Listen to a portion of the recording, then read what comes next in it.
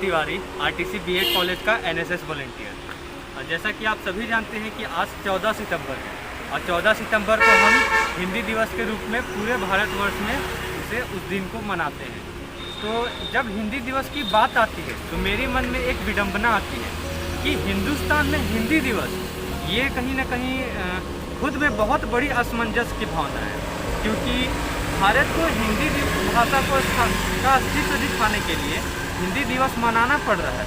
इससे बड़ा दुर्भाग्य का बात और कुछ भी नहीं हो सकता, क्योंकि हमने कभी नहीं देखा कि चाइना चाइनीज़ दिवस मनाए, जापान जापानी दिवस मनाए, मगर हिंदुस्तान में हिंदी दिवस मनाया जाता है।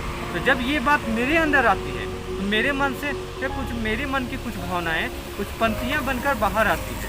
आज इसे मैं एक कविता के रूप में पिरोने का प्रयास किया हूँ। तो मेरी कविता का शीर्षक है हिंदी के आंसू।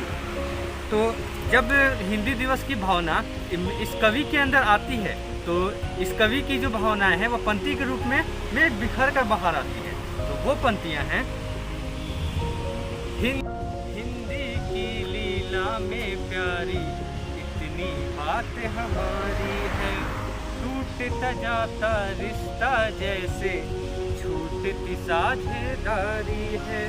हिंदी दिवस की बात कहूँ मैं, दिल भी मेरा टूटता है। हिंदी दिवस की बात कहूँ मैं, दिल भी मेरा टूटता है। ऐसा लगता देख के जैसे छाया धूप में छुपता है। ऐसा लगता देख के जैसे छाया धूप में छुपता है। वर्तमान भारत में, जैसा कि मैंने अभी तुरंत बताया कि हिंदी दिवस जो मनाया जा रहा है वो कहीं ना कहीं एक विडंबना की स्थिति है। तो इस स्थिति में मैं पूरे भारतवर्ष से एक निवेदन करते हुए कहना चाहूँगा, जो कि मेरे पंक्ति के रूप में है कि खुद से दूरी बढ़े रही, अपनों को मत भूलो, गुड अच्छे से बेहतर लग रहा, हिंदी को मत बोलो कि गुड अच्छे से बेहतर लग रहा, हिंदी को मत बोलो। ये माटी नींव है हम सब की, मोल कितने भी बन जाए। ये माटी नींव है हम सब की, मोल कितने भी बन जाए। हिंदी लगता अपना मान, बस इससे ही फल पाए। कि हिंदी लगता अपना मान, बस इससे फल पाए। तो इसके बाद मैं ये बताना चाहूँगा कि सामान्य रूप से लोग सालों भर एक दूसरे को गुड मॉर्निंग, हाय, हेलो जैसे शब्दों से संबोधित करते हैं, मगर हिंदी दिवस के दिन पता नहीं कहाँ से सुप्रभात, नमस्ते जैसे शब्द लोगों के व्यवहार में आने लगते हैं, और वो भी केवल एक दिन के लिए।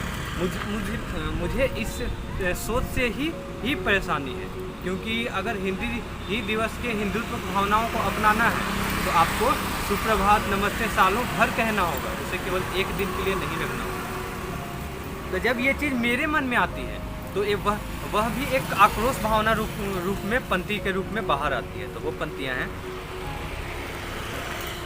हेलो हे हाय से कहते हुए जो बीतते थे दिन, फिर वो एक दिन फुर्सत सा लगता, भक्ति में हूँ लीन। इन झूठे से दिखते हाल पे ये दिल भी कहता है कि इन झूठे से दिखते हाल पे ये दिल भी कहता है कि हिंदी को कोई भी ले गया अपनों के घर से छीन। हिंदी को कोई भी ले गया अपनों के घर से छीन। अब मैं आप सभी के सामने एक सच रखना चाहूँगा कि जब कोई अंग्रेजी की किताब छपती है तो वह छपती है हजार पीस, तो उसकी मांग होती है 2000। मगर जब हिंदी की किताब छपती है तो वो किताब छपती है 500 पीस, मगर उसमें 200 पीस जाता है एडिटर के पास और उसमें से 300 पीस जाता है लेखक के पास, जिसने बड़ी मेहनत करके वह कविता लिखी है। तो मैं बस इतना ही कहना चाहूँगा कि अगर हिंदुस्तान में हिंदी का मार्केट नहीं बन पा रहा है तो हिंदी दिवस मनाने का तो कुछ खास मकसद या उद्देश्य कहीं से भी नहीं दिखता है। तो जब ये चीज़ मैंने सुना था तो मेरे मन में एक भावना आई थी। अब वो भावना कुछ इस प्रकार है। फिरंगी भाषा को छोड़ो तो खुद सम्मान बदलेगा, अपनी भाषा को जोड़ो तो स्वाभिमान बदलेगा। कि कब तक हाय की धुन में फिरंगी धूल लिपटोगे, कब तक हाय की धुन में फिरंगी धूल लिपटोगे।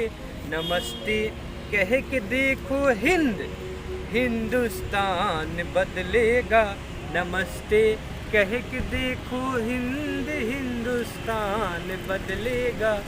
धन्यवाद।